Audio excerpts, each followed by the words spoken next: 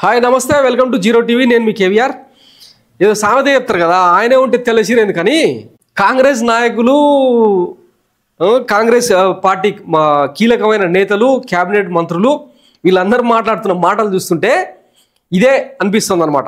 ఇప్పుడు ఈ జోలెంత ఎందుకంటే మొన్న రాజగోపాల్ రెడ్డి ఫామ్ హౌస్లో పండుకున్న కేసీఆర్ పాలనే బాగుండే అని చెప్పి ఊళ్ళలోకి వెళ్తే జనాలు కాంగ్రెస్ ప్రభుత్వాన్ని కాంగ్రెస్ పార్టీని పొట్టు తిడుతున్నారు అని చెప్పి బహిరంగంగా స్టేట్మెంట్ ఇచ్చిండు. దాని వెనుకల రాజకీయ కోణాలు ఏమున్నా కానీ కొన్ని నిజాలైతే కాంగ్రెస్ నేతలు ఒప్పుకుంటున్నారు అనమాట.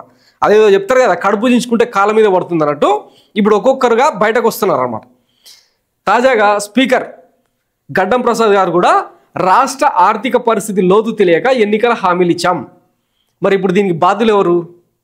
గతంలో ఇదే ఎన్టీవీలో నిర్వహించిన ఒక డిబేట్లో ఆర్థిక మంత్రి, అప్పుడు ప్రతిపక్ష నేత ఇప్పుడు ఆర్థిక మంత్రి, రాష్ట్ర బడ్జెట్ మీద రాష్ట్ర ఆర్థిక పరిస్థితి మీద ఖజానా మీద పూర్తి అవగాహన ఉంది, కమిటీలు వేసినాం, మా మేనిఫెస్టో కమిటీ మొత్తం అంతా రీసెర్చ్ చేసి 6 గ్యారెంటీలను ఇచ్చినాం, 100 రోజుల్లోనే అధికారంలోకి వచ్చిన 100 రోజుల్లోనే అమలు చేస్తామని చెప్పి ఇక నరికిరు కదా. మరి ఇప్పుడు ఈ యూటర్న్ మాటలు ఎందుకు? అప్పు మిత్తి ఎంత ఉందో తెలియదు, తొలి రోజుల్లో జీతాలు ఇవ్వలేని పరిస్థితి, హామీల అమలుకు సీఎం రేవంత్ రోజుకు 18 నుంచి 20 గంటలు పనిచేస్తున్నారు. స్పీకర్ గడ్డం ప్రసాద్ కుమార్ వ్యాఖ్యలు. ఊళ్ళల్లోకి పోతే జనం తిడుతున్నారు, కేసీఆర్ఏ బాగుండేనని అంటున్నారు. ఇటీవల ఓ కార్యక్రమంలో ఎమ్మెల్యే రాజగోపాల్ రెడ్డి వ్యాఖ్యలు. శాసనసభ ఎన్నికల ప్రచారంలో 6 గ్యారెంటీలతో పాటు అనేక హామీలు ఇచ్చాం, ముఖ్యమంత్రిగా ఉన్న రేవంత్ రెడ్డి కూడా అనేక హామీలు ఇచ్చారు. రాష్ట్ర ఆర్థిక పరిస్థితి లోతు తెలియక, అప్పు మిత్తి ఎంత ఉందో తెలియక ఆ హామీలు ఇవ్వడం జరిగింది. అధికారం చేపట్టిన తొలి రోజుల్లో ఉద్యోగుల జీతాలు ఇవ్వలేని పరిస్థితి ఉండేది. ప్రజలకు ఇచ్చిన హామీలను పూర్తి చేయడానికి ముఖ్యమంత్రి రేవంత్ రెడ్డి రోజుకు 18 నుంచి 20 గంటలు పనిచేస్తున్నారు. Revanth Reddy young and dynamic ముఖ్యమంత్రి అని శాసనసభ స్పీకర్ గడ్డం ప్రసాద్ కొనియాడారు. సో ఇదనమాట, తెలియకుండానే ఇక నిజాలు ఒప్పేసుకుంటా ఉన్నారు అనమాట. ఒకవైపు రేవంత్ రెడ్డిని జోకుతూనే 18 నుంచి 20 గంటలు అంటే ఎక్స్ట్రా డ్యూటీ చేస్తున్నా కూడా మరి రాష్ట్రానికి ఆదాయాన్ని సమకూర్చే చర్యలు ఎందుకు చేపట్టట్లేదు? వాస్తవానికి అంటే కేసీఆర్ పెద్ద బొక్కబెట్టిపోయింది అని చెప్పి వీళ్ళే కదా మాట్లాడిపోయింది. మరి ఆ లోతులు తెలిసి కూడా హామీలు ఇవ్వడం వీళ్ళ తప్పు కదా. మేనిఫెస్టోలో 6 గ్యారెంటీలు, 13 హామీలు, 420 సూచనలు, సలహాలు ఇవన్నీ అమలు చేసేసరికి వీళ్ళకి జీవితకాలం కూడా సరిపోదు.